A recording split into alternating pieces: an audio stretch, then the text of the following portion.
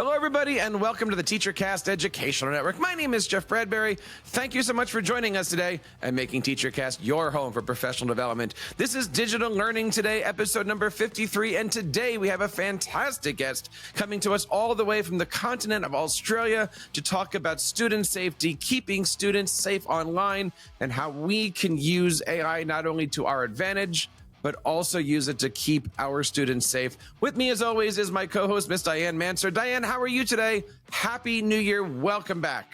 Jeff, thank you so much. Yes, we are towards the end of January already. I cannot believe it. Happy New Year to you. It's always wonderful to see you and talk with you. I am so excited for our guest today. I can't wait for the conversation. I have my notepad ready. I have my pencil sharpened. And I am ready to take notes and learn and ask lots of good questions. So I can't wait to dive in. If this is the first time you're checking out our show, you can head on over to teachercast.net/podcast, where you can hear not only all of our back catalog, but also episodes of Ask the Tech Coach and our Jeff Bradbury show, where each and every week we are having amazing educators, entrepreneurs, business leaders on the show talking about what makes them passionate. I hope you guys have a chance to hit that like, subscribe, and share this with your friends. Of course, you can find us over on Spotify, Apple Podcasts, but we really love it when you head on over to our YouTube channel and check us out there. Check out everything, both on audio and video, over on the TeacherCast Educational Network. Our guest today is a speaker, writer, and entrepreneur who's had the chance to work with amazing companies such as Microsoft, Dell, Johnson & Johnson, McGuire Company, Tesla, Citibank, and TikTok. Not only has she been on the NSW police force for 13 years, which, yes, if you're doing the research there, that is New South Wales, Australia. She is also currently the Global Online Safety Advisor and Brand Director for Quoria, a trailblazing technology who's on a mission to help keep every child safe and thriving in their digital life and to empower schools and parents who take care of them. I am thrilled to bring on to the show today Ms. Yasmin London. Yasmin, how are you today? Welcome to TeacherCast. Thank you so much for having me, Jeff. What a pleasure to be here. Thanks for having me all the way from down under. I am so thrilled to have you. You know, Diane and I were talking earlier about this concept of students and safety. And, you know, we're all parents of younger students between 8 and 11, 12-ish or so. And I got to tell you, my kids are all into technology. They're grabbing things left and right. They're online. They just got a hand-me-down iMac for the holidays. This topic that we're going to talk today about student safety, online safety, helping parents get their students in a spot where they can feel safe.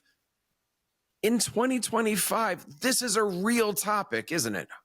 Yeah, it really is. I mean, online safety has obviously been something that people are aware of over the last couple of years, but certainly with the rise of AI in particular in the last couple of years, it's really sort of becoming a key focus for parents, but also for schools. You know, one of the things that we do a lot at Quoria is work with school partners and, you know, teachers, educators, school leaders, they're the ones on the front line trying to grapple with this new technology and, you know, the importance of building those digital literacy skills as well for young people. So it's a tricky time, but there's lots that we can do to try and educate them in safe ways and build those skills. So it's important to have hope and important to be really proactive about it. But it starts with conversations like this, learning about the risks, but of course the practical solutions that are available too.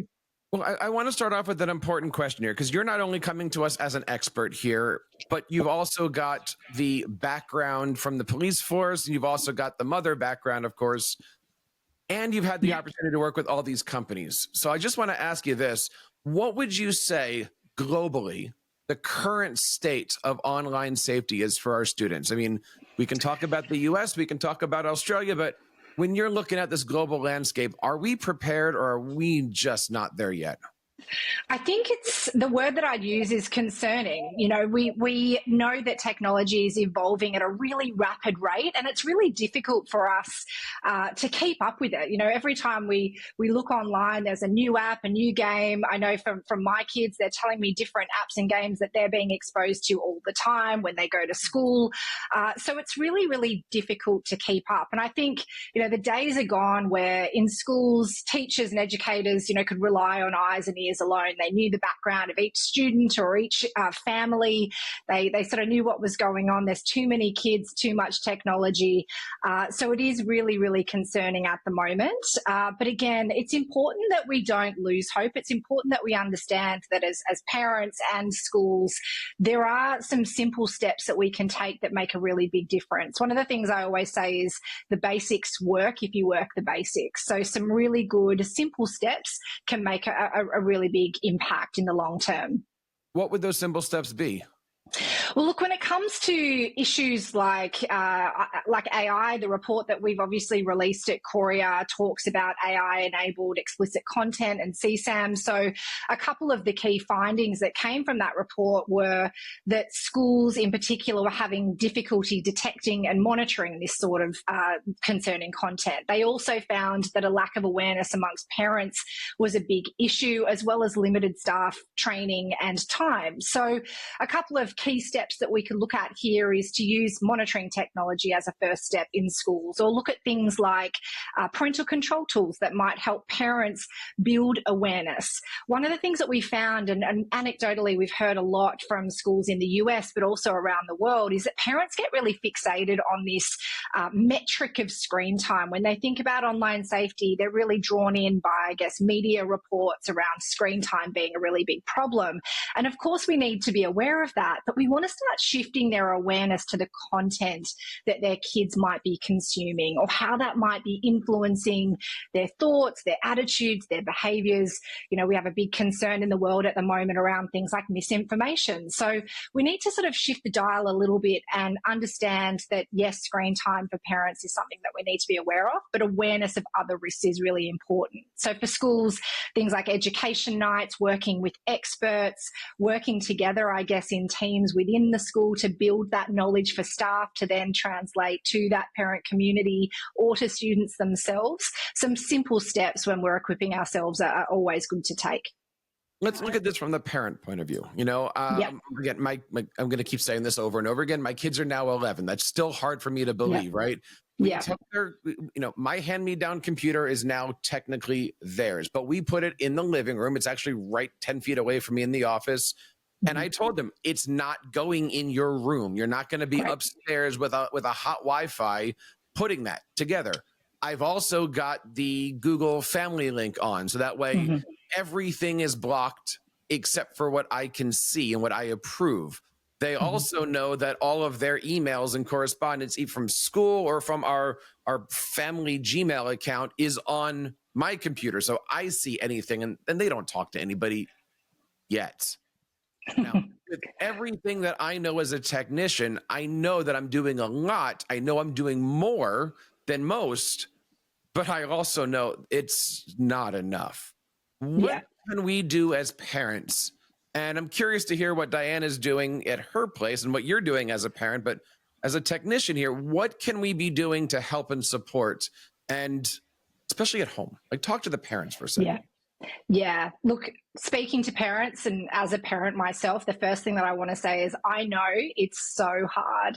It's almost like having to parent your children 24 hours a day in a whole nother world. So no one is perfect. And, you know, again, I'll go back to those simple steps. Sometimes, like, the online world isn't simple. I'll give you that. It's really complex. But sometimes we've got to compartmentalize it in our minds a little bit and figure out what is manageable for us that is going to give us some good runs on the board. So one of the things that I suggest to parents is to follow what we call the ABC model. And what that means is controlling their access, A, setting firm boundaries, B, and open and honest and consistent communication is C.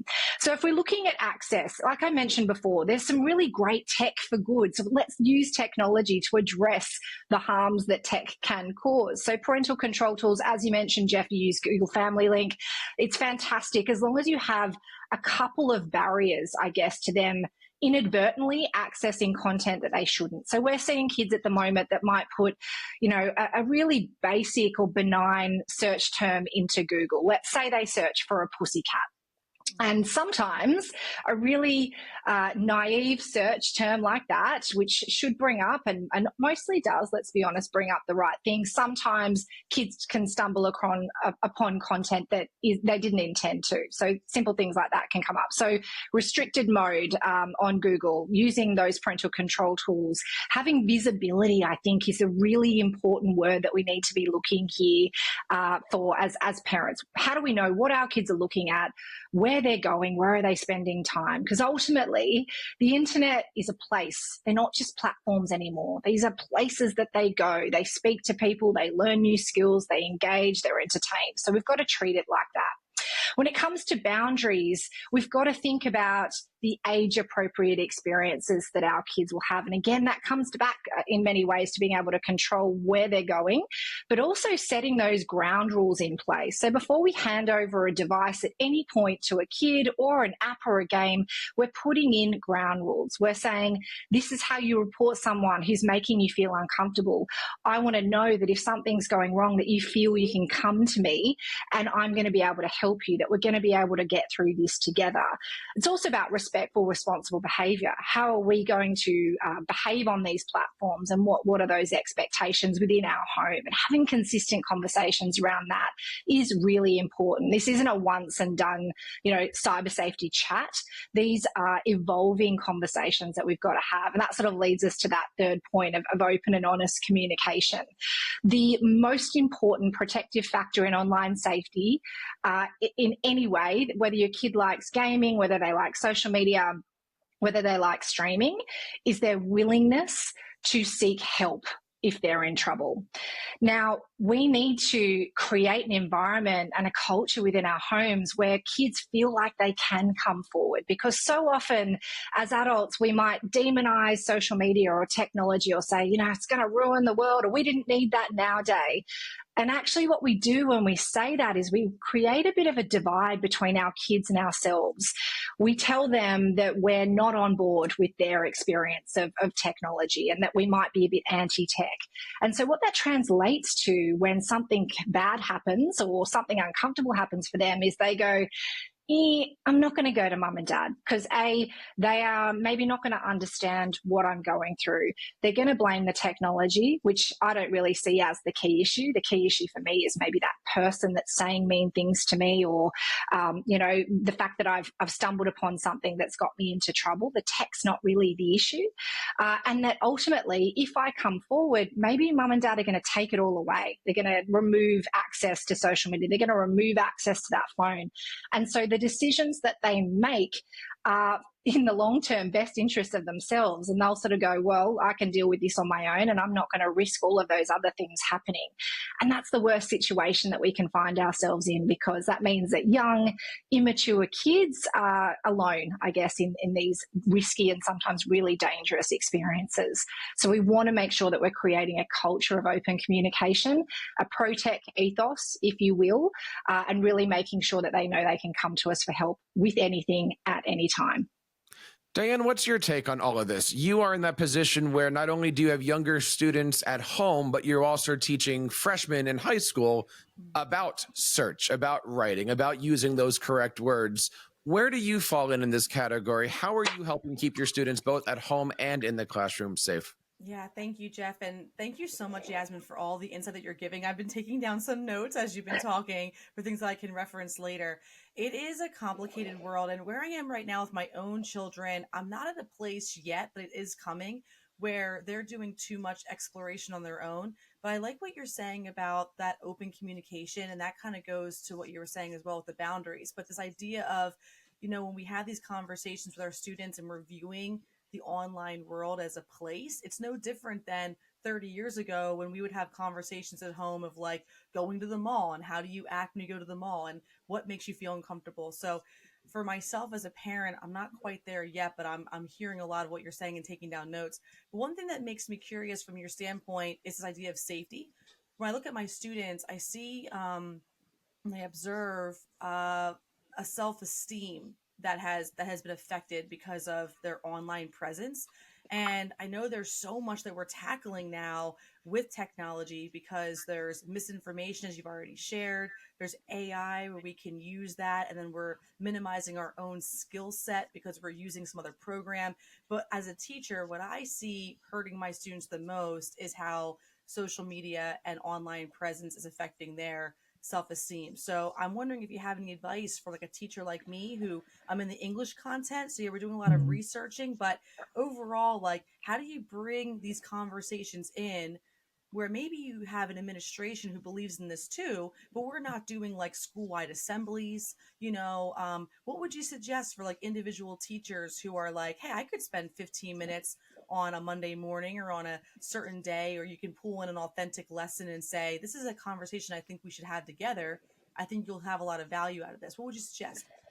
Look, I think, Diane, you've kind of hit the nail on the head already in that you're seeking their contribution in terms of students. What are you seeing? What are you experiencing? What do your friends think about this sort of stuff? Who are you following?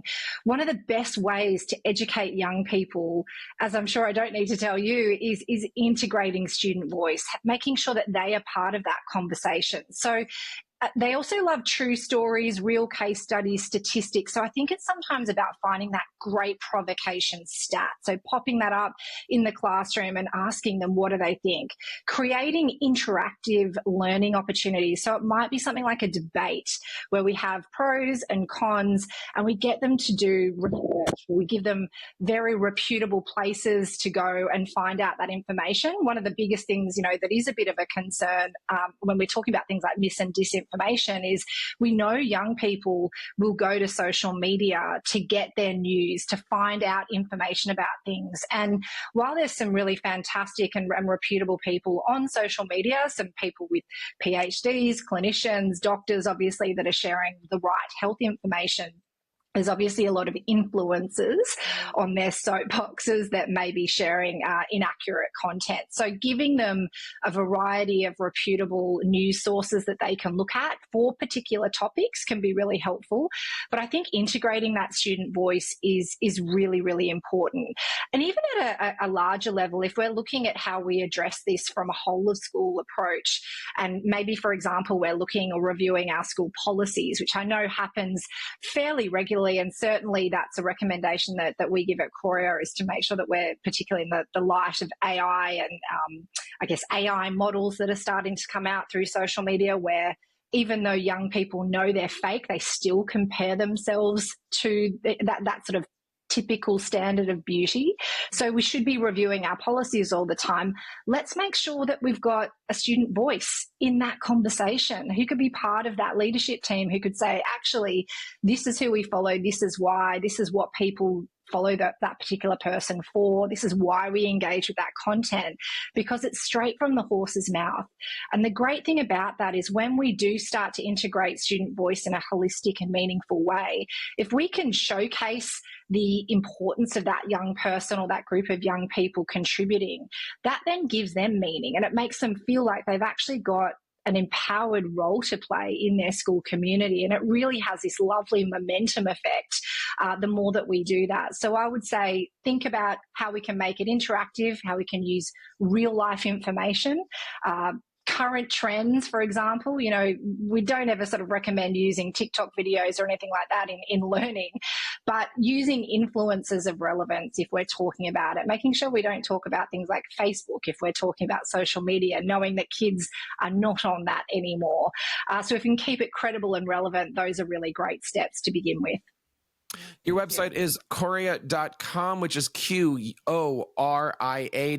All the links that we're talking about today are going to be in our show notes over on teachercast.net/podcast. On your website, you do have a thing that you're really proud of called your digital safety and well-being framework. And I love the graphic here, but basically it's a number of circles where the outside is being supported by leadership, staff, students, parents, community.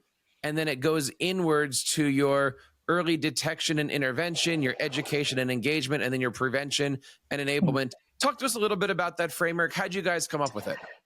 Look, I think the framework is about a whole of school approach. It's about integrating good technology, positive technology to help address those issues around visibility that I mentioned earlier before, that lack of awareness that parents might have. So we make sure that we use tech for good in that way.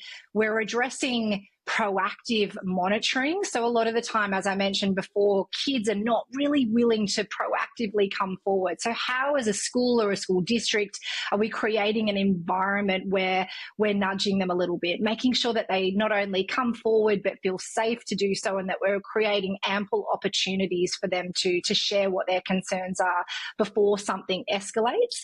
And that last one, of course, is education and enablement. So we're not just educating one component of the school, we're making sure that we're looking at that whole school community, the students, the staff who are with them, sometimes more than their own parents are, and of course that parent community, because once that school bell rings, we need to make sure that those parents are aware of the risks that might be going on within their own home. So the framework is, I guess, that holistic approach. And ultimately at Quoria, what we try to do is provide technology for good, global insights as well through reports and through that education. And we also work in the advocacy and change space. So there's a lot of conversation at the moment going on about mobile phones in schools, social media bans. In Australia, we've just passed legislation that is banning social media for under 16s. There's a lot of work being done, obviously, around that, and I guess the formalities are still to be crystallised and finalised here. But certainly at Quoria, we have a large role to play in advocating for balanced, I guess, proposals that come through there, helping the government and industry see the technology landscape for what it is and how kids are actually using tech, so that we're able to balance that prevention and risk minimisation with that digital literacy and empowerment that young people need for their long-term futures. Now, I love the graphic here because you've got parents at the bottom supporting everything. I don't know if that was done on purpose. I'm sure it was done on purpose. It's very well thought out, that framework. Absolutely, parents are central. You know, it's really, really important that they feel that they can lean into this as well. There's a lot of parents that go, "Oh, I don't really understand technology. I'm not as good at social media or games as my kids. Therefore, I can't parent in this space." And nothing could be further from the truth, because ultimately those same skills that we teach kids in our physical worlds apply in online environments. Yes, we need to know a little bit about where they're spending time. There's privacy restrictions and tools within apps and games that are really helpful to understand what to turn on and what to turn off. But ultimately, we need to focus on that social emotional learning. How do we teach kids about the relationships that they have online, how to regulate their emotions, how to interact with other people, how to recognize when something feels a little bit off and what to do if that's the case. Who can they go to speak to? As I mentioned at the beginning of the conversation, it's not a once and done sort of discussion. These are regular conversations that we have, but they don't need to be onerous either. So it could be, you know, a 2-minute conversation around the dinner table when you ask your kids how their day was at school. Ask them what's going on in the online world. Who are they playing at the moment on Fortnite? Who's their favourite influencer and why? What do their friends think about things like body image and self-esteem when it comes to AI personas, I guess, on the internet? They really love to talk when you're able to capture their attention, and we capture their attention with topics that they're interested in the first place. And the great thing is if we're able to do that, they start to catch on that we might know what we're talking about a little bit. And every now and then they might take a piece of our advice as well when it really matters. Ultimately, though, they know they'll be able to come to us because we're not anti-tech, and that we'll stand shoulder to shoulder with them along the way, all the way through their digital journey. I love how this is all going back to, in your mission statement, the resilience idea. And it's such an important part of teaching and what we're doing for our students and also for our own children. And I can feel this pattern from you where it's like, you know, we're having this conversation, but we're having it again. And I also very much appreciate how you're encouraging Jeff and you're encouraging me and everyone listening to ask questions. I think when we do ask our students questions and we ask our own children questions, And we're looking, we ask it in a way of, we're showing respect and we're showing curiosity. They're more willing to share with us when we're like, what is it like? Or what's the hardest part about this for you? And they're very much willing to open up and to converse with us because they don't feel threatened, like you've already shared, that something will get taken away or that we're going to judge something. It's more out of a spirit of like, I'm curious to know what this is like for you. So in a way, you're teaching me, but I have all this wisdom and guidance of life experience, and I care about you through all of this. This is just a small part of what you're doing right now. So I can feel that resilience in your message. And I'm wondering how, if Jeff, you don't mind me taking a little bit back to the origin point, but I'm wondering how you came to that. Like you've got so much experience and so much of your line of work. Like, what has encouraged you to say, not only is it important for us to learn the safety of an online world, but also a resilience in an online world? Is that because it's always changing or some experience that you've had? I'd love to know more about this origin. Yeah, absolutely. Well, I think I focus a lot on digital resilience because I know that the online world is not going anywhere. Technology is not going anywhere. We have, these advocates in the Jonathan Haidts of the world, for example, that want to remove a tech-based childhood. And I think that's really admirable, but it's pretty unrealistic. We've got to develop kids who have the capacity, the knowledge, skills, the ethics, the integrity to deal with the online environment. And that's what digital resilience is. It's the ability to overcome the challenges, the inevitable challenges of the online world and thrive despite them. It's not thinking that they're not going to ever have a problem. That's not realistic in life. But if we equip people with the skills, we give them the knowledge, we give them the mindset that they can overcome with some small, simple steps initially. Sometimes problems are a lot more complex, of course, as kids get older, but certainly we can overcome those challenges and ultimately use technology in a way that enhances our modern day lives rather than detracts from them. And we've all got to be able to harness that skill, right? There's amazing opportunities when it comes to technology. If we're looking at personal brand, employment, career opportunities, the skills that we're going to learn and where technology will take us is actually really, really exciting. I'm a glass half full kind of person, and I choose to look at the internet in that way. But we've obviously got a bit of work to do in terms of creating a safer world. And that's where our role as parents and, of course, as educators and school leaders comes, is we've got to know a little bit about it ourselves and not be overwhelmed by it. When we're okay, we're in the best possible position to teach young people about our experiences and guide them through theirs. So that resilience aspect is really important. It's a mindset, it's practicality, it's skills, it's education, and it's technology that can enable us to have a much better future. How do we put these curriculum into position so that way we can be supportive of this? I'll give you the example. We're talking about taking phones away. We're talking about know this and know that. And I totally agree with all of that. Mm-hmm. But I currently teach middle school. I call it Google 101, but it's, that digital media kind of a class. Mm-hmm. I also have a marketing side that I pop in. Right now, my kids are learning how to build a business. They're learning how to make a business plan. And I use that to teach Google Docs and slides and stuff. Mm-hmm. Yeah. Part of building that business is to teach them a little bit about marketing, web design, social media. So I'm trying to teach them through those things at the same time. And I don't want to say my school district. I'm saying the world is going, that stuff's bad, put it away. I'm coming at this going, we need to show them the right way to do this. We need to show them. I mean, I'm not necessarily saying I'm against phones away. If I had my vote, the kids should have the phone on their desk 24/7 upside down. So that way they don't have to play with it. Just to see them sit there and shake, I think, is what we need to be doing. So I guess my question, if there's anything I'm saying here, is how do we help them move forward when at the same time society is ripping away the tools that we're trying to teach them how to use safely?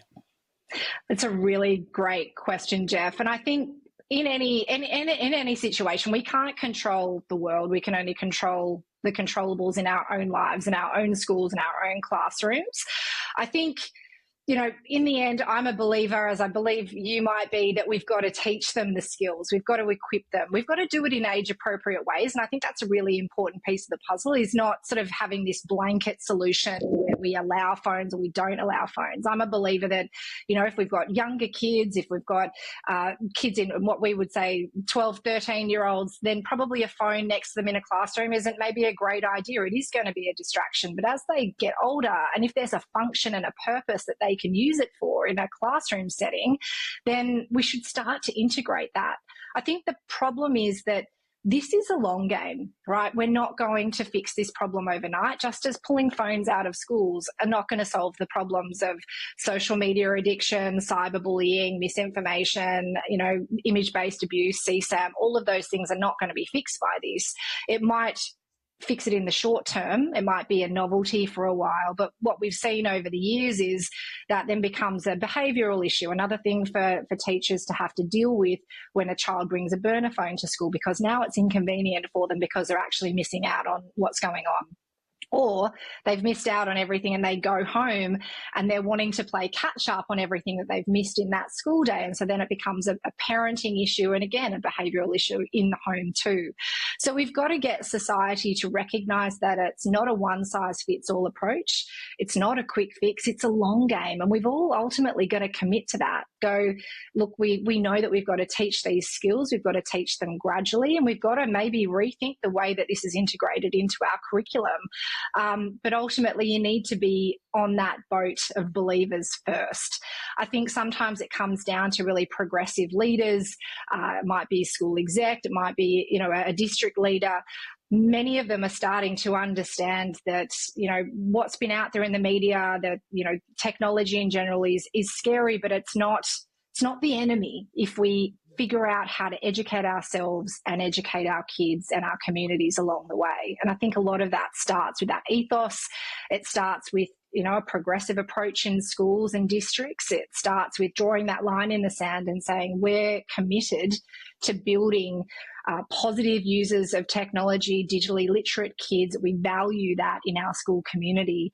And I guess integrating, as I mentioned, students as part of that, you'll have their buy-in, and that's half the battle. Getting their buy-in, getting them engaged, and finding age-appropriate ways to teach them is definitely the way forward. I think it's also going back to some of those skills that we are learning in the home and then we're supposed to be bringing to the community around us. Like the skills of I make eye contact when someone's speaking with me.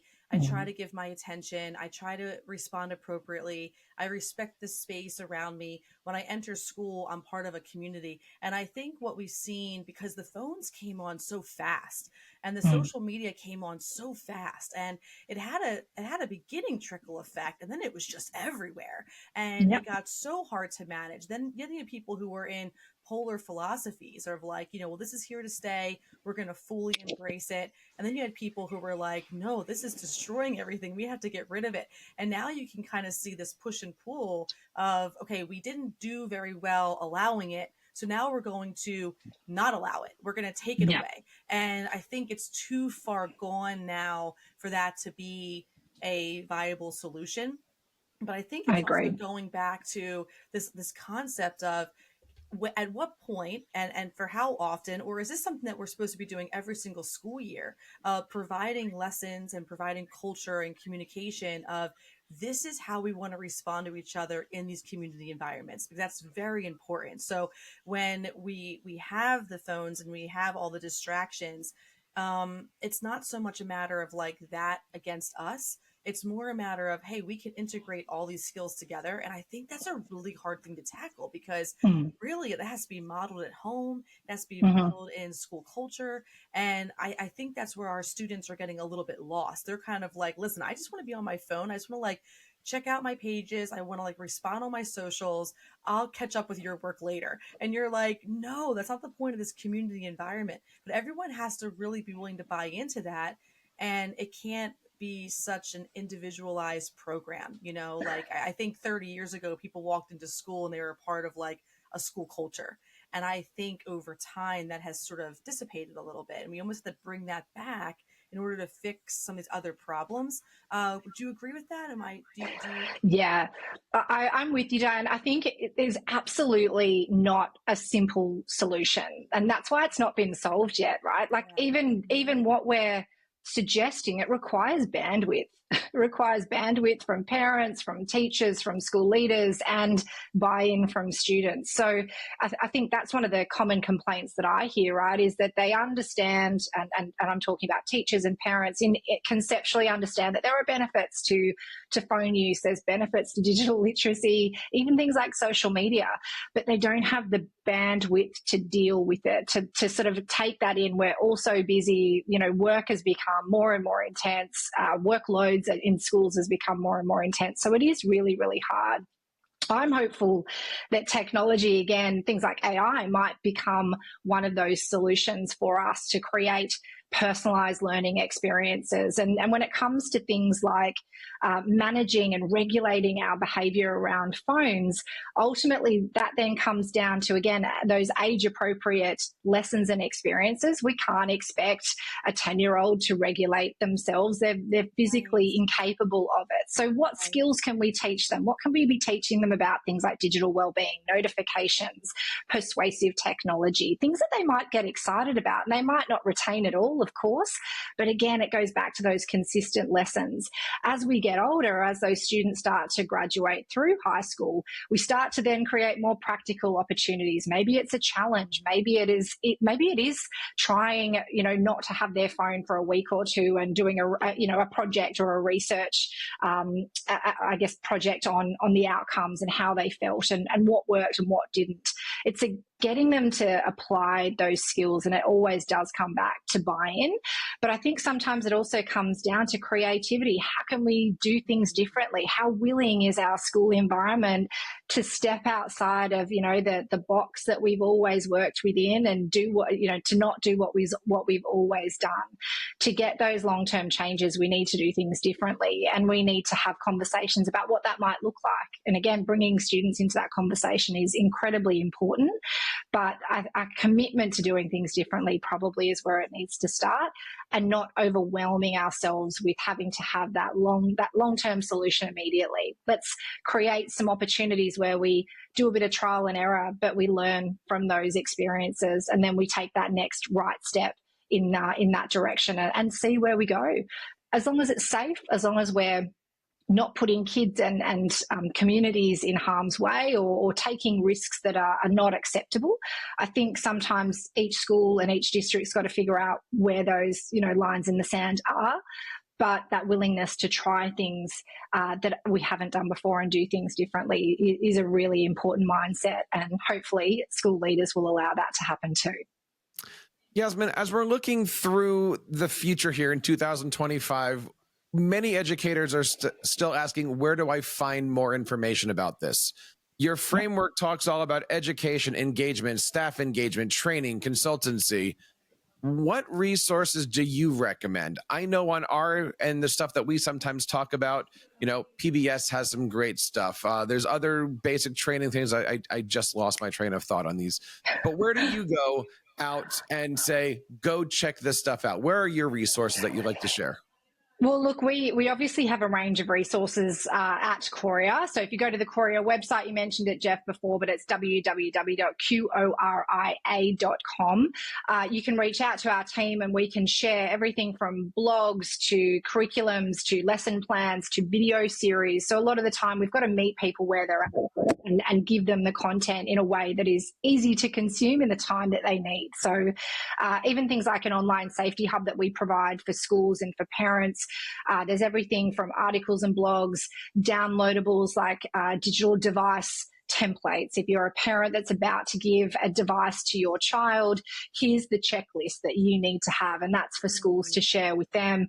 Obviously as well, app reviews for staff. If there's a new app on the horizon that you're starting to hear about, you don't know anything about it, there's app reviews in there. I think there's probably close to 500 apps now and games. So obviously written in a way that doesn't take an hour to read, and also it's really up to date. Because one of the complaints I hear a lot about from schools and from parents, of course, is they'll Google or they'll try to find out that information, but it's redundant, old, or that app has evolved quite a lot. Another really great one for you in the US is Common Sense Media. I know they have a fantastic resource for everyone. I love the fact that they review their apps apps and their games from the perspective of a student and a parent and staff members sometimes. So you're getting that really well-rounded assessment of what an app or game, or even things like movies and videos these days can do, and podcasts, music, etc. So I'd go there. Of course, there's organisations like the Cyber Tip Line, NECMEC as well. If there's concerns around, well, real concerns around child safety, things like child sexual abuse material, you can report to them. There's also a fantastic website called takeitdown.org, I believe it is, which is a fantastic platform that allows young people to have explicit images taken down. They're basically created with a hash value, so a digital ID or a thumbprint, if you will. So there's a lot of platforms that are participating in that program. It is run by NECMEC as well. So I guess having an understanding of the key risks, things like CSAM, image-based abuse, where you can send kids to or where you can go to yourself. And again, I always look at it, I guess, a bit like an educator. How can we use these platforms as provocations in our lessons and in our curriculums? It doesn't necessarily have to be a presentation or a PDF or something written down. Sometimes a simple website and a question can create a genuine and meaningful conversation with students where we start to hear what they really think. And as you mentioned, Diane, that word curiosity is critical when it comes to online safety for kids. If they are not feeling judged and they feel that you genuinely want to know about their perspective, you'll get so much more information out of it, and they will be so much more engaged in a lesson if it's something that they're interested in and they feel like they have a voice. But definitely lots of good information out there, certainly around AI as well. Even using tools that are starting to come out at the moment. There's voice changes. You could say the word character AI. What do you think? And you'll get a lot of commentary. And if you have a good understanding about what the app or what the game is, you can have a genuine conversation that will have fantastic learning outcomes in the long run.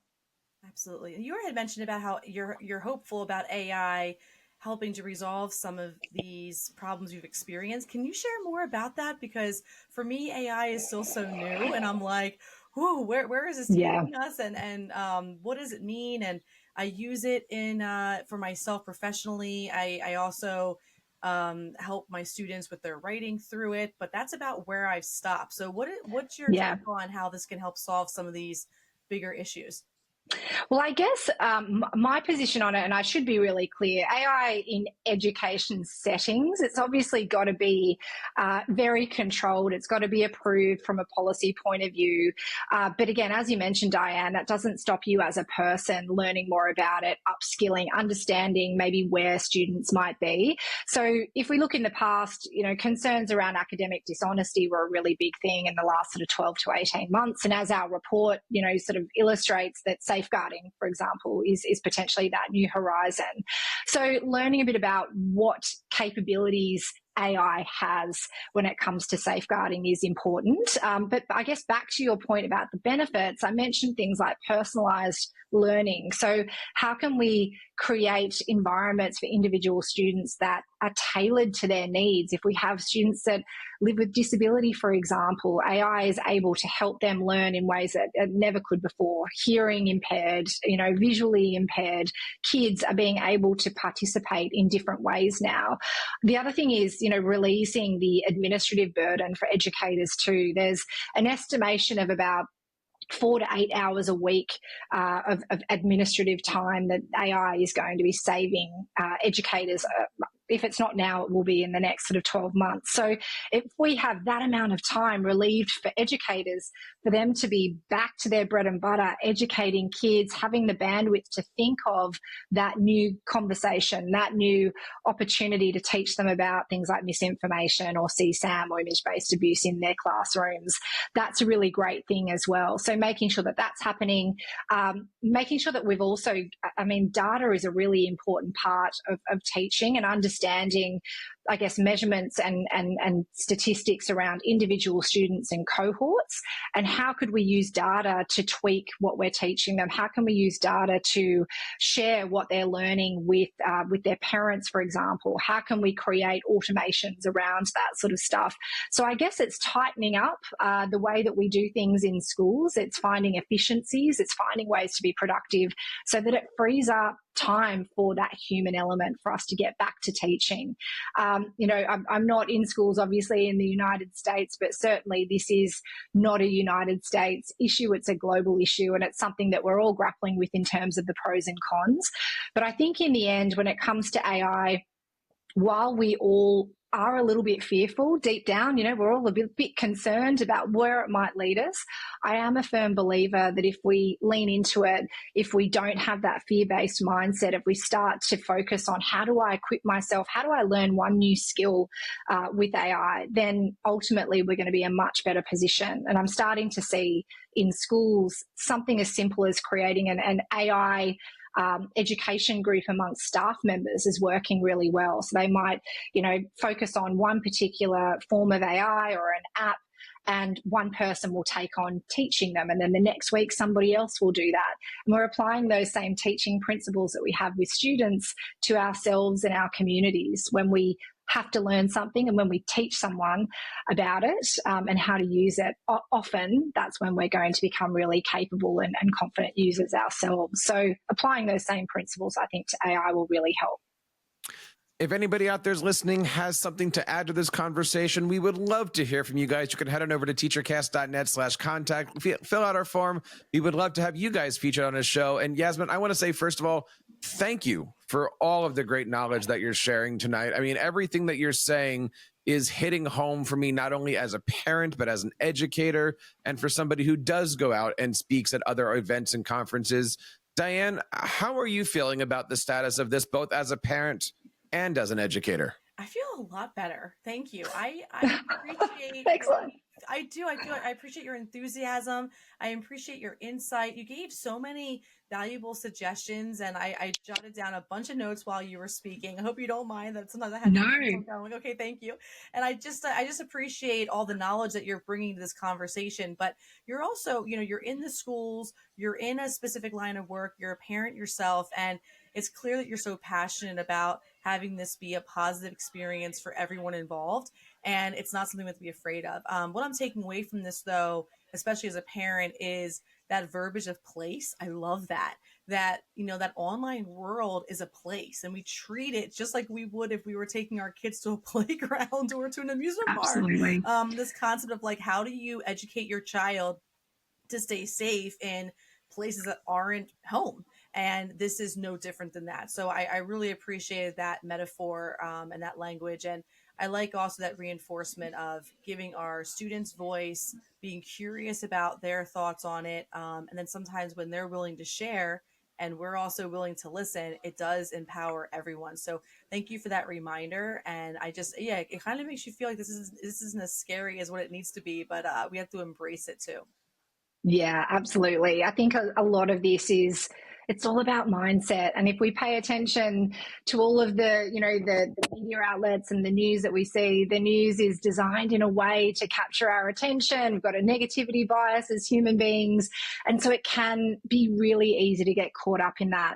But when we do step forward, when we make that decision, no, I can learn about this. I can have a say. I can play a role. And as I mentioned, it is a place. It's not just platforms, individual platforms. And I think that slight tweak in the way that we describe it, and as you mentioned, the language we use, it makes it easier for us to go, right, this isn't a situation I can opt out of anymore.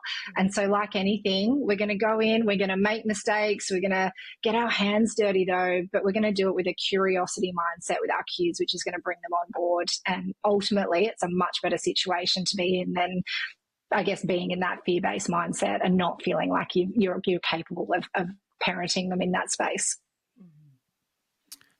Yasmin, one last time, where can people get a hold of you and ask any questions and reach out to you and your team?